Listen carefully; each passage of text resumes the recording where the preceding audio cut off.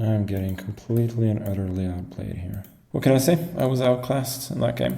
Very few players in the world can do this to Mango Chutneyson, world number one, but you're looking at one of them. Nodibek Abdusatorov. It's been about 4 years since he burst onto the scene, becoming the youngest world rapid champion ever at 17 years, 3 months. Yes, I did just Google it to give myself a refresher. I haven't just got some kind of robot memory. He's an exciting player, and since that day, Magnus has always been a bit wary. For example, he opens with the English, the Norwegian, keeping it steady against the Uzbekistani. This is Title Tuesday chess. They played it this second week of January, and boy was it a classy game from Nodibek. Let's see how he took down the world number one here. Magnus playing the accelerated Panov attack. I've always known this as the Panov Botvinnik.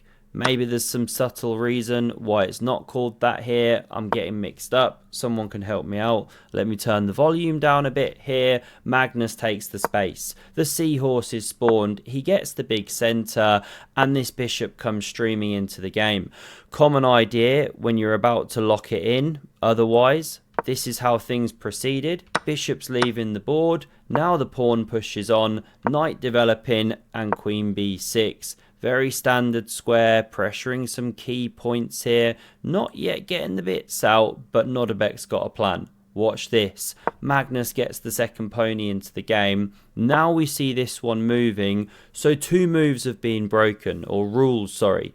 The queen has moved early in the game before developing the kingside pieces, and now you're moving the same piece twice. These are big no-nos in opening chess, which is why you can't copy what these top guys do, right? Unless you've prepped it. Otherwise, standard fare for the course is get your bits out. But he knows what he's doing. Nodibek, he's a super grandmother. He now plays queen a6. You don't play like this if you haven't prepped it, right?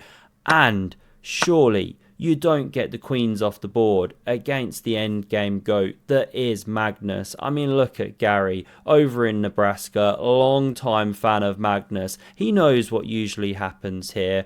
Nodibek's left with a very stinky knight there.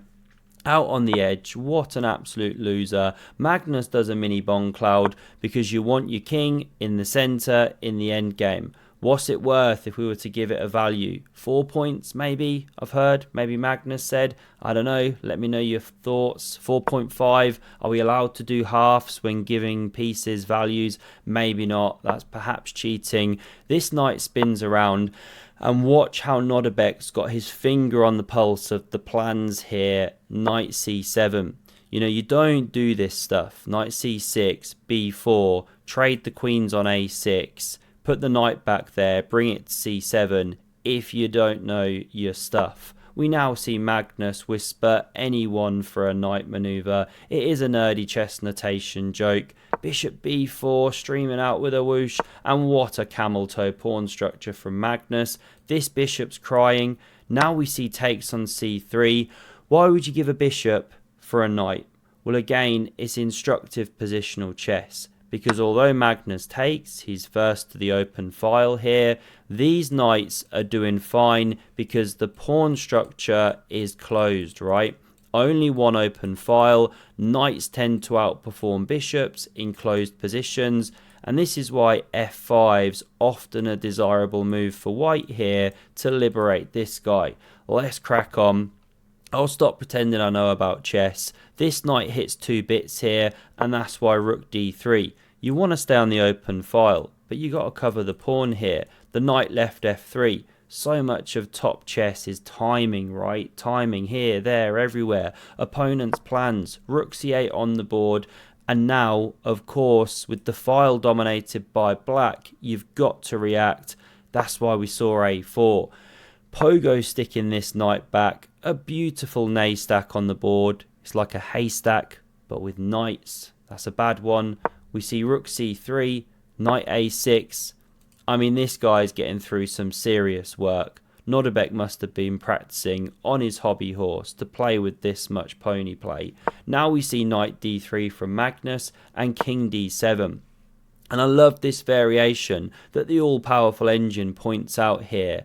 The king has just left the protection of f7 when it played this move. So white can now play f5. Again, it's a timing thing, because if takes, rook f1, but what about g6, g4?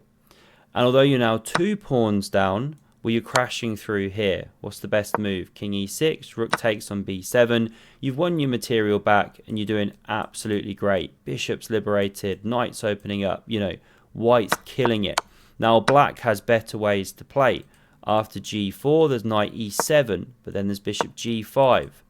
And long story short, white gets the material back with a little bit of advantage, should be not much with best play.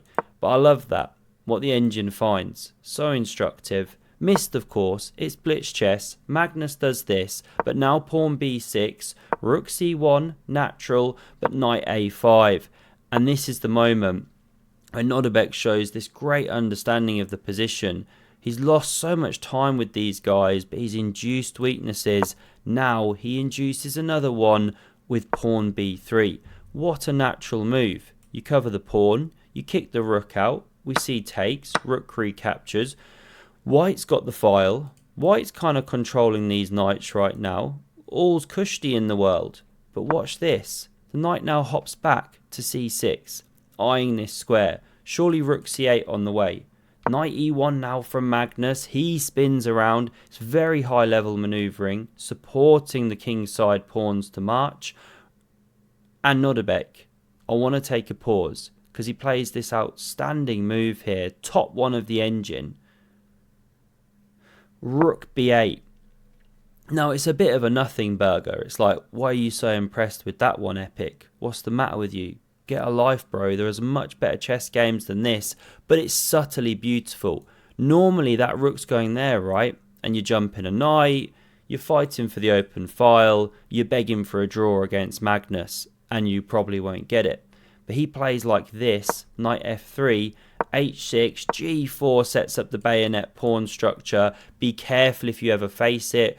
Don't touch this pointy end, it does get sharp.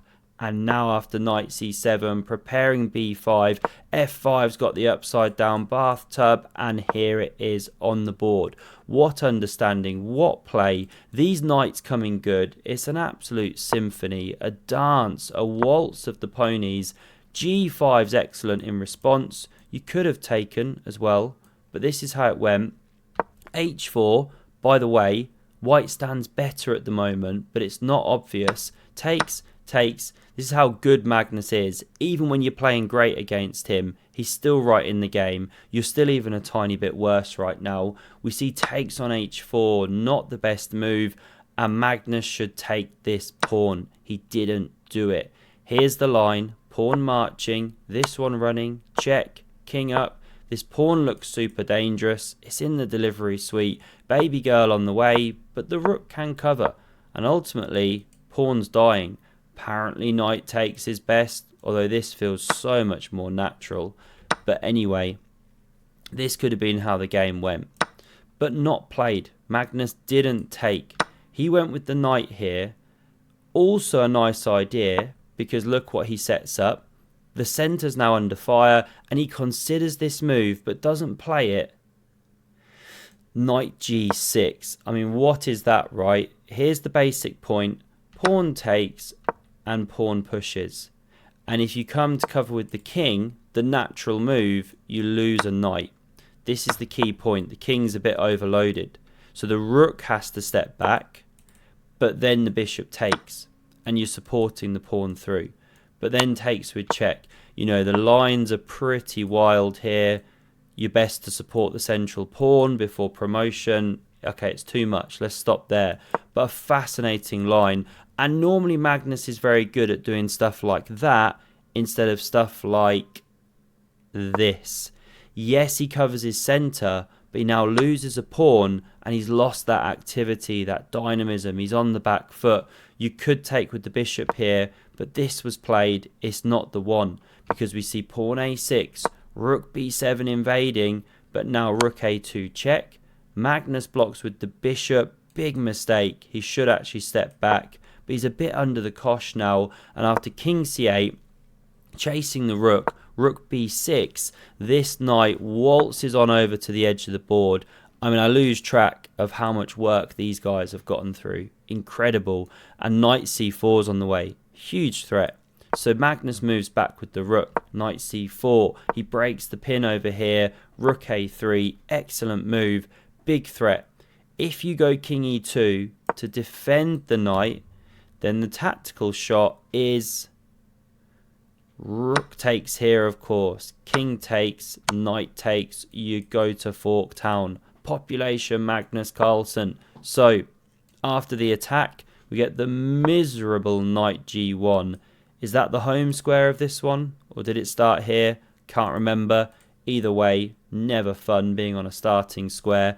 Rook g3 over, double hit, knight e2, rook takes pawn. Clearly Nodebek's killing it now, especially because these knights are hopping like crazy Kermits. Here they come.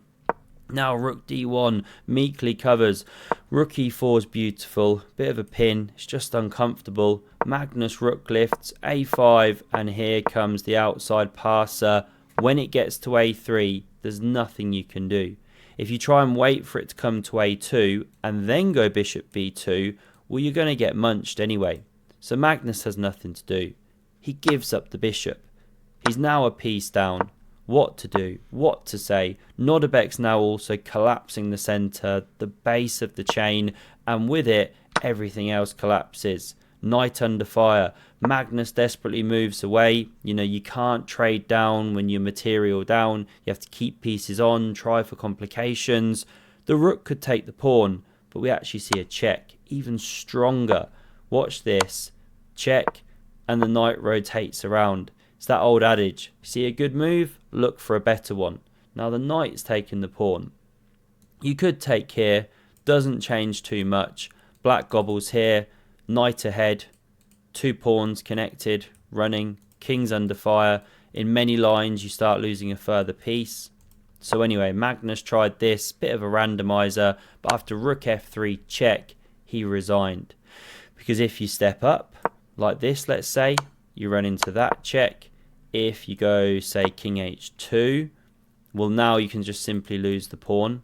There's other lines also where you try and hunt the king. You know, say you step back like, what was the line I was looking at? King g1. You can even get mated. Quick sample line. Knights, rooks, they just kill it together. What else to do after rook f3 check where Magnus resigned? I don't know, king g2. Do you just take the pawn probably? Rook's fine. And this one also covers here now. It's too much. Incredible game by Nodebek. Really enjoyed that one. And he finished like top 3 in the tournament. Not Magnus's finest day. Thanks very much for watching. Have a look at the video on screen if you want some more epic chess. And I hope to see you soon. Cheers.